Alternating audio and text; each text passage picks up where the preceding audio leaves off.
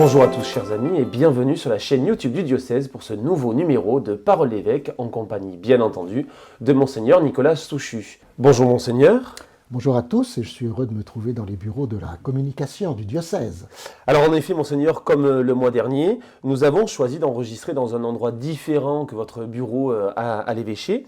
Nous sommes donc dans les nouveaux locaux du service diocésain de la communication. Tout n'est pas encore tout à fait terminé, mais nous sommes plus particulièrement dans le bureau de Julie et le bureau qu'elle partage pour le service communication et le journal Clarté. Alors pour commencer, Monseigneur, je voudrais revenir avec vous sur les élections présidentielles. Emmanuel Macron a été réélu pour un second mandat de 5 ans. Comme en 2017, les évêques ont choisi de ne donner aucune consigne de vote dans l'entre-deux tours. Et cela a pu être mal perçu par certains catholiques. Pouvez-vous nous expliquer ce choix ? Ce que je constate, c'est qu'on est en train de changer complètement de paradigme. Si on fait un petit peu d'histoire et donc de mémoire, il faut se rappeler que du temps du premier mandat du président Chirac, nous avions été consultés par référendum pour savoir s'il fallait que le président de la République soit élu pour un mandat de 7 ans non renouvelable ou 5 ans renouvelable une fois. Ça a donc été 5 ans renouvelables une fois, et il avait été convenu dans le même référendum que la législature correspondait au mandat du président. Or, ce dont je m'aperçois, c'est que on parle déjà d'un 3e tour pour les élections législatives, ce qui n'a rien à voir avec la loi initialement prévue, et je ne sais pas comment le gouvernement va pouvoir gouverner avec un président de la République qui n'aura pas forcément tous les moyens de le faire. Le paradigme est d'autant plus élevé et difficile, de mon point de vue, c'est que d'abord, toutes les personnes en capacité ne sont pas inscrites sur les listes électorales. Celles qui sont inscrites sur les listes électorales ne votent pas à part entière. Il y a au moins un quart des personnes qui ne votent pas. Et on s'aperçoit que c'est finalement dans la rue, dans les manifestations et dans la violence que les choses vont se passer. Donc je ne sais pas ce qui va arriver. Pendant l'assemblée plénière de Lourdes, le président de la Conférence des évêques de France, Monseigneur Éric de Moulin-Beaufort, qui est également archevêque de Reims, a quand même précisé que les évêques réagiraient si la foi chrétienne était utilisée dans un objectif politique. Qu'est-ce que cela signifie ? Moi, je ne me fais aucune illusion sur la parole des évêques, notamment en politique.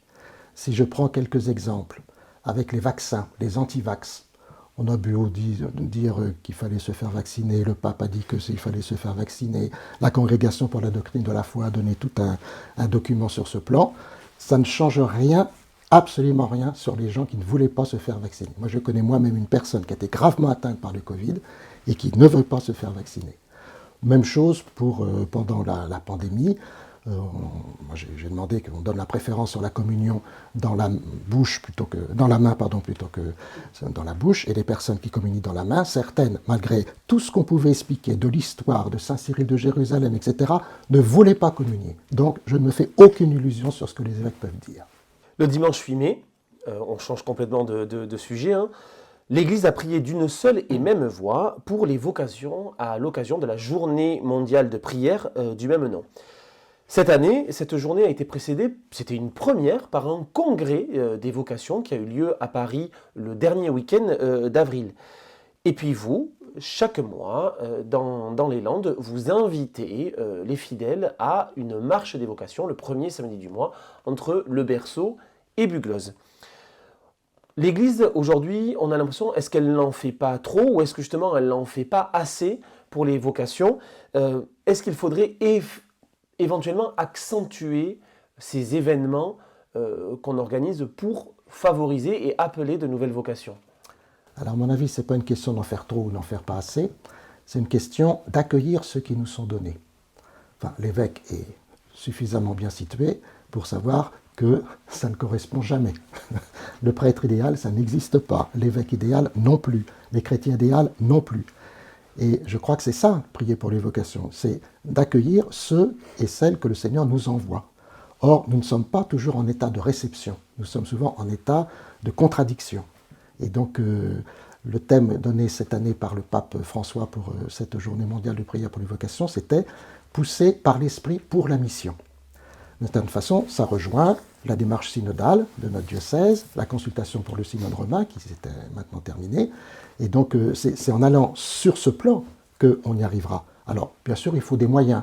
Alors, la marche pour les vocations, je ne sais pas ce que ça fait dans le cœur des gens qui la font et dans le cœur des gens qui ne la font pas. Je ne sais pas. Mais Dieu seul sait. Il faut simplement se laisser pousser par l'esprit pour la mission et pas simplement revendiquer les choses qu'on ne peut pas donner par soi-même.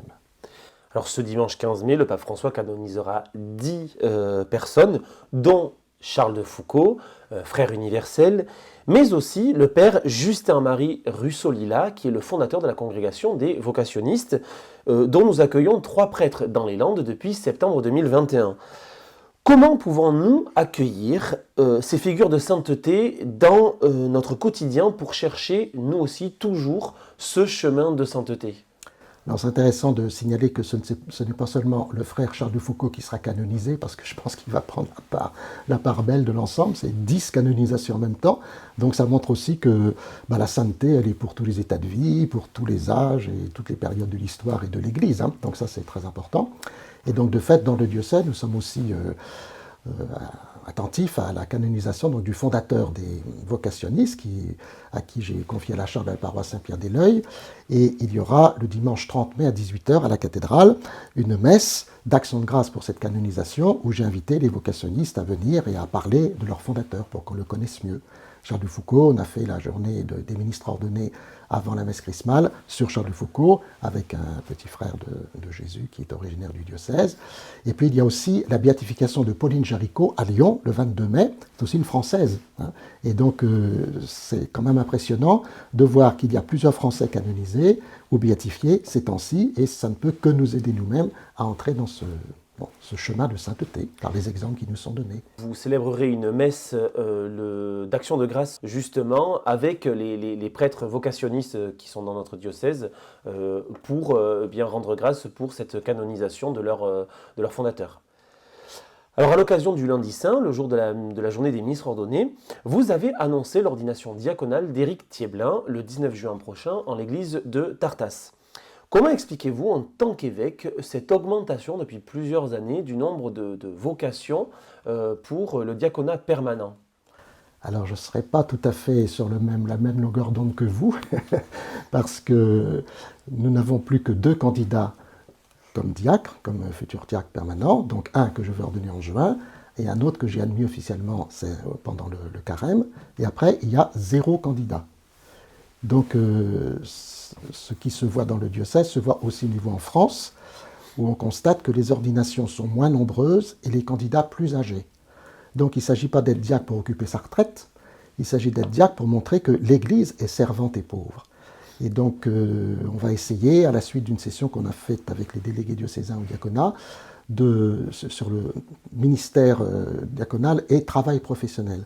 Donc on va essayer peut-être d'appeler des personnes plus jeunes, pour montrer que l'Église est capable aussi de montrer qu'on est servant et pauvre quand on a sa vie de famille, sa vie professionnelle et ses activités à la fois dans la société et dans l'Église. Ça, je trouve très important.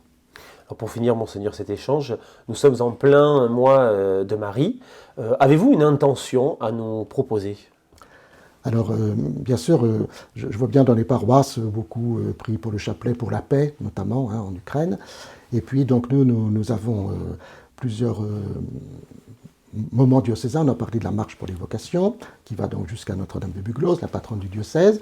Et puis, le lundi de Pentecôte, à l'occasion donc du 400e anniversaire du premier pèlerinage depuis la cathédrale de Dax jusqu'au sanctuaire Notre-Dame de Buglose en 1622, à la Pentecôte 1622, avec l'évêque, le maire et toute la population. Donc nous organisons une grande marche avec une messe à 9h30 à la cathédrale, donc le lundi 6 juin, et puis à 10h30 une marche, on s'arrêtera au berceau et on terminera par les vêpres à Notre-Dame de Buglose. Merci Monseigneur pour ce temps partagé avec vous aujourd'hui. Eh bien merci, et je souhaite à tous un bon mois de mai. Merci à Julie, bien entendu, pour la réalisation et le montage, mais aussi de nous avoir accueillis dans son nouveau bureau. Nous nous retrouverons maintenant le 15 juin, à quelques jours du début des grandes vacances. D'ici là, je vous souhaite un très beau mois de mai. À bientôt.